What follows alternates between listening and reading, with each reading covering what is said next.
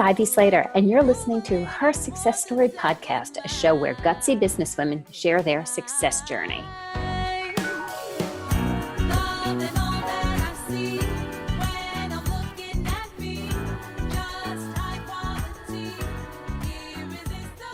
Hi, this is Ivy Slater. Welcome to today's episode of Her Success Story. This episode is being released the week of July 4th. Today is actually Monday, July 5th. The celebration of Independence Day.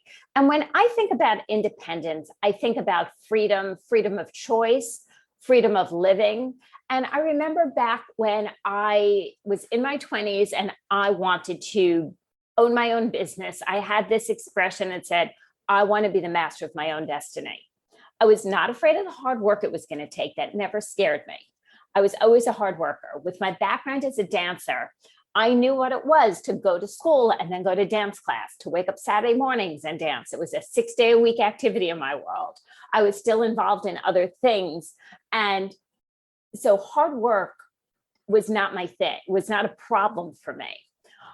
What was a problem was creating the idea of, I want to be the master of my own destiny. And early on, I worked, I got fired from my first job out of college. I was quite devastated.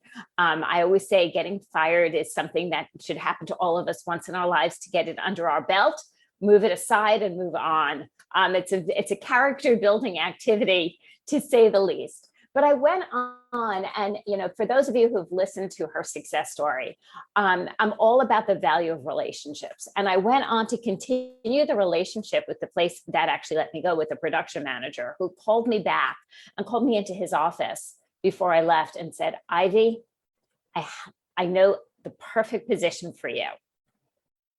And I said, what? I was working for a production company that was producing commercials. This was my dream after dancing, was to be a producer one day.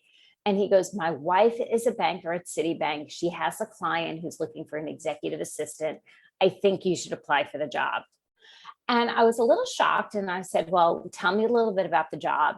And I ended up, for those in the Northeast or in the New York metropolitan area who are the listeners today, you might know this organization. It's a regional organization. It's a health club called Lucille Roberts. I ended up being Lucille's executive assistant for several years. And from Lucille, I learned very many things. I learned how a working mother really operated. I learned how to multitask on a daily basis. I saw her build relationships. I saw her get involved in organizations. It was a tough job and a great experience in the long run. From there, I moved into corporate events and catering, and I worked for two sisters. The right hand that at my desk was literally probably 2 inches from, who ran the business side of the business, and her sister ran the kitchens and all of the creative foods that came out of our organization, was a CPA, and she was all about the numbers. And for those who followed me, I love my numbers. I started learning about the value of numbers. I learned the value, again, of relationships. I saw her continuously build their business, both of them, through the relationships they had. And I started building relationships and building relationships and building relationships. When I got, I wanted to then say, well, what am I going to do? Where's my career going to go? Where's my freedom? Where is my independence? Where is I'm going to be the master of my own destiny going to sit? And interestingly enough, my friend who was a part-time chef in the kitchen, he was one of the freelance guys. We became good friends over the time.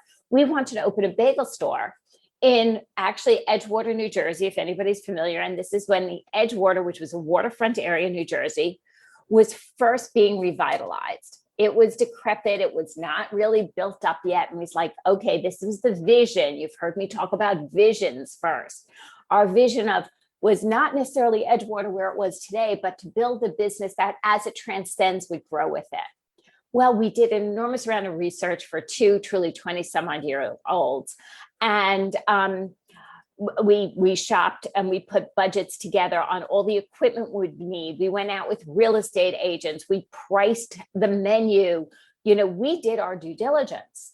And we came up and ran the numbers and looked at the bottom line and realized we needed $500,000 to start the business. Well, I was newly married. I had a leased apartment and a leased car and a couple of $1,000s in the bank. He wasn't far off, possibly actually a year younger than me. So he might have even had less. Okay. So here's the deal. That dream didn't work out. I went on and I looked at the next opportunity. That didn't work out either. That I looked to buy into a franchise called Money Mailer. A friend of mine was involved in it down in the Maryland area. I spent 2 days in their offices to see what the business was about. I did my research. I'm a big fan of market research, listeners. And I got in contact with the company. We had numerous conversations. I had no idea I was 27 at the time. And we got to what's the next step here? And they said, Ivy, it's easy. You fly out to San Diego. You're going to spend 2 weeks with us. You stay at a hotel. We're going to train you up. You're going to go back to New York. You're going to set up an office, bring out a check for $250,000, and you're good to go. Well, here I was looking in the mirror saying 27, leased apartment, leased car, couple of $1,000s in the bank, not a good risk for taking a loan, a business loan. And so that didn't work out either. But I kept going because I was determined my freedom, my independence was to be the master of my own destiny.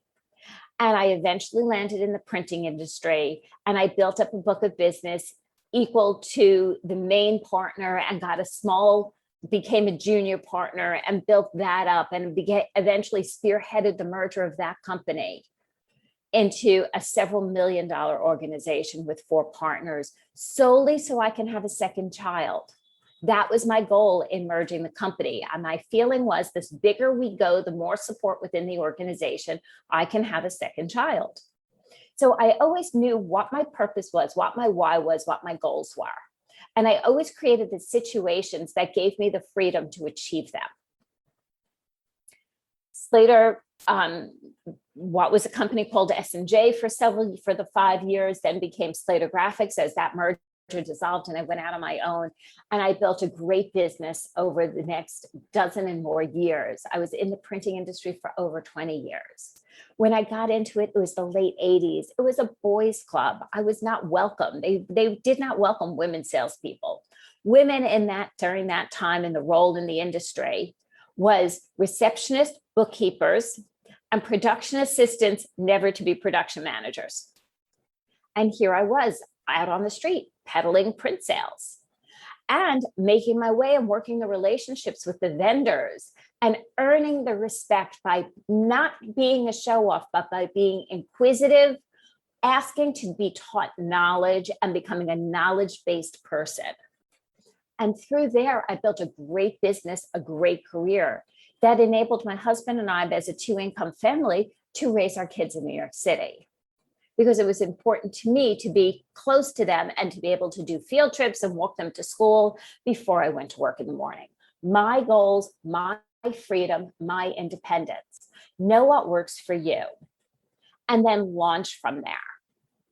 In building Slater Success, it has been a joy to help others continuously build their freedom, build your independence, put your stake in the ground, and build what works for you, how it works for you, and why it works for you. Know everything is possible when you're willing to see possibility and when you're willing to step forward and show up 100% every day. So at the end of every success story, what I encourage you to do is leave a note below. Let us know your takeaways from today. What resonated with you? Which part of this story said, oh, wow, that's it for me? And most importantly, because this is what Ivy Slater and Slater Success is all about, what's the action you're going to take from that takeaway? What is the action you're going to implement?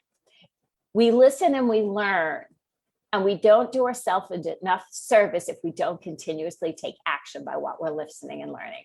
So let me know the action you're going to take. I'm always here and available. Thanks for joining me here today at Her Success Story. See you next time with more wonderful interviews down the pipe. Don't need your approval anymore, 'cause I've got mine. my